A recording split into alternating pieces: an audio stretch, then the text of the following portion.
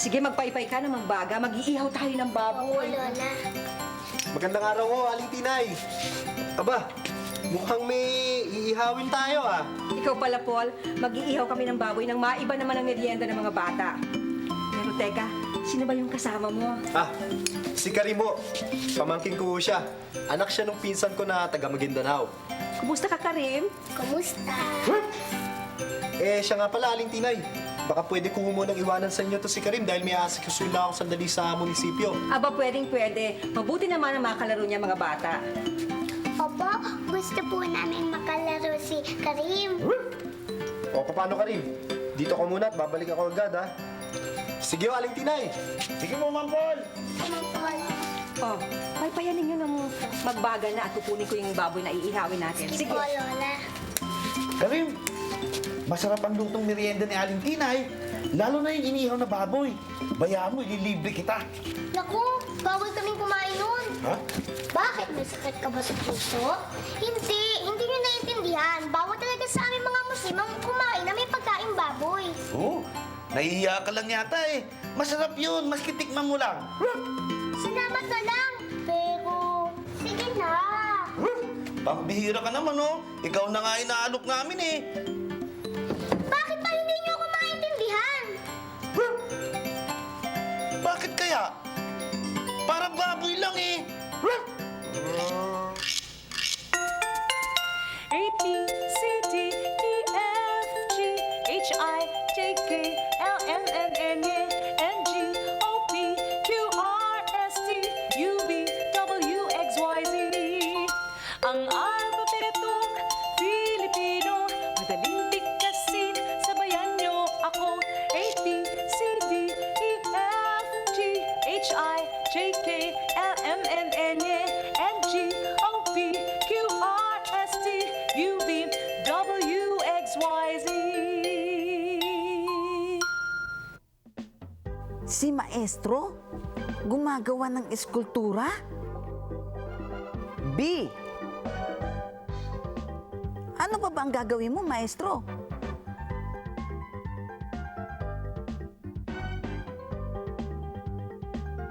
Baboy! Oops!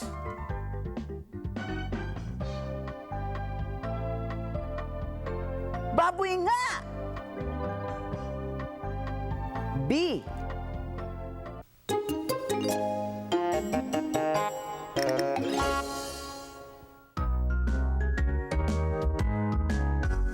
Isa, dalawa, tatlo, apat, lima, anim, pito, walo, siyam, sampu, binilang pa ninyo.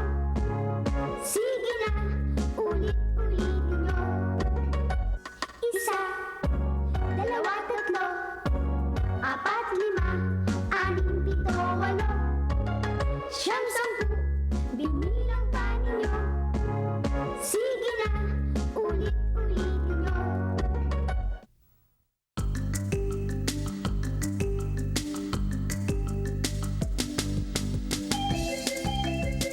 Si Pito?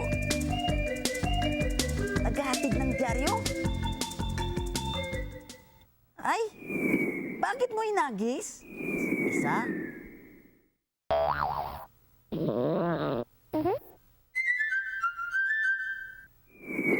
Dalawa?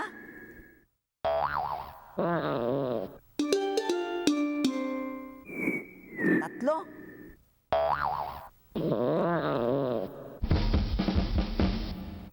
Apat?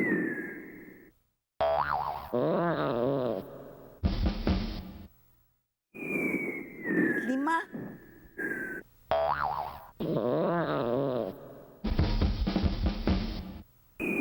Anim? Nagalit ang mga asong tinamaan ng anim na dyaryo. Isa. Dalawa. Tatlo. Apat. Lima. Anim. Anim na aso. Takbo, Pitok! Dali!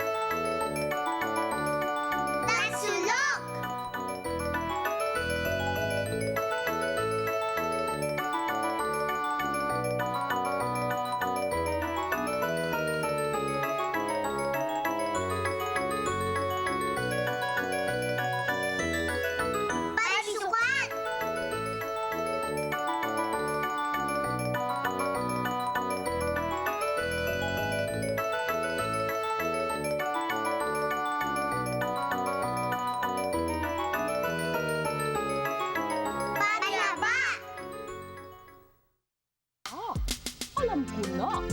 Gagawa ako ng eskultura na gawa sa bagay na hugis bilog. Ano kaya? Inday? Inday? Halika!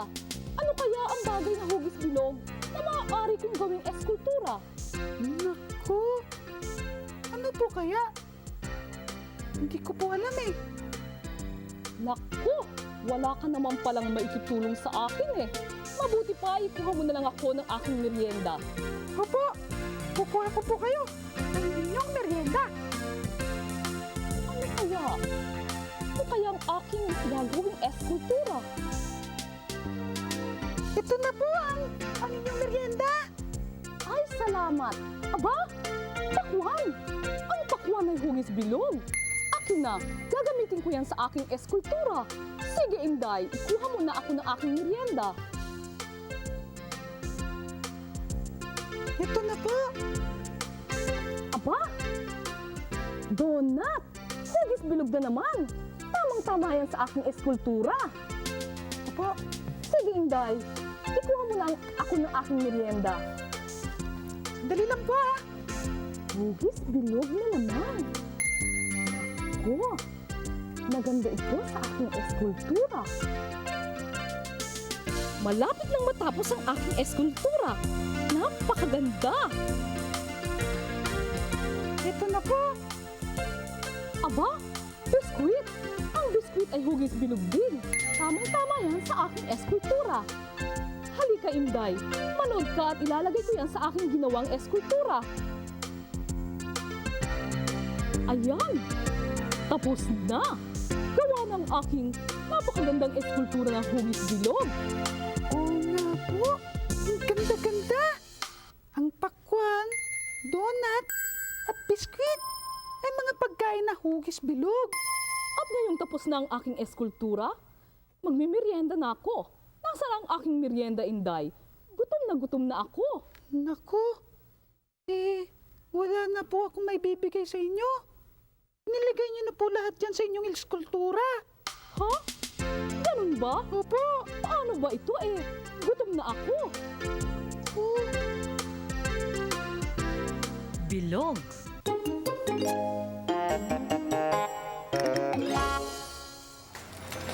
Oh, eto na yung iihawing baboy. Pero teka, asan si Karim? Bigla pong umalis at iniwan kami. Bakit kayo iniwan? Siguro inaway ninyo. Hindi po, niyayaya nga po namin kumain ng iniwan na baboy, tapos tumanggi siya. Siya na nga po itong inaalok. Siya po yung pakipot. Hindi yung nagpapakipo, talagang hindi yung titikim ng inihaw na baboy. Bakit po, Lola? Iba kasi ang paniniwala nila sa atin. Kahit gano'n lang po, kahit tikim lang.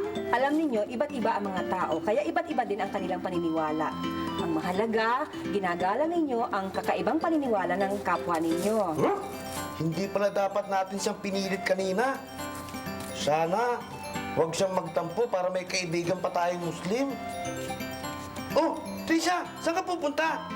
Hanapin ko si Karim para humingi ng paumanin. Mabuti pa, sama tayong dalawa. Oh, lot people, bahala kayo dito sa iniihaw na baboy, ha? O Latlot, tignan mo yung inihaw. Baka masunog yun. Sarap na amoy.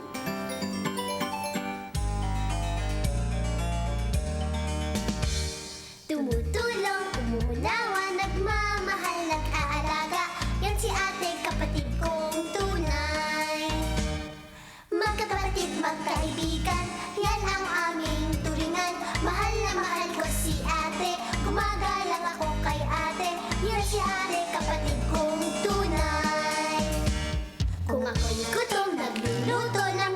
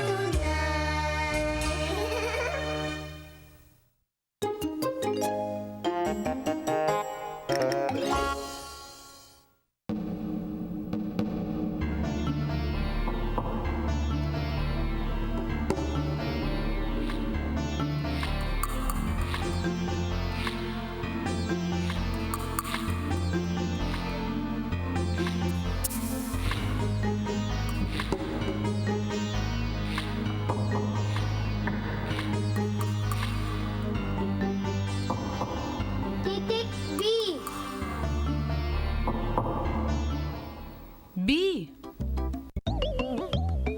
Bituin. Ilang bituin yan?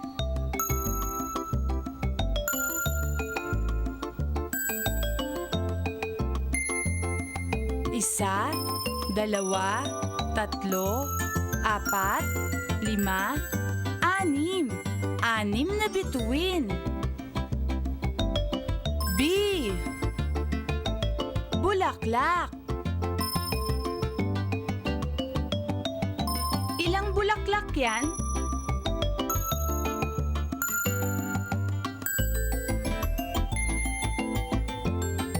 Isa, dalawa, tatlo, apat, lima, anim. Anim na bulaklak. B. Anim. Oh, Lot, Pipo. Nasaan si Aling Tinay? Si Trisha? Tsaka si Karim? Huh? Mang Paul, hinahanap po nila si Karim. Bakit? Bakit siya umalis at saan siya nagpunta? Medyo nagtampo po nung kalaki namin kumain ng inihaw na baboy. Nako, bawal nga sa mga Muslim yon. Huh? Ipinaliwanag na po sa amin ni Aling Tinay.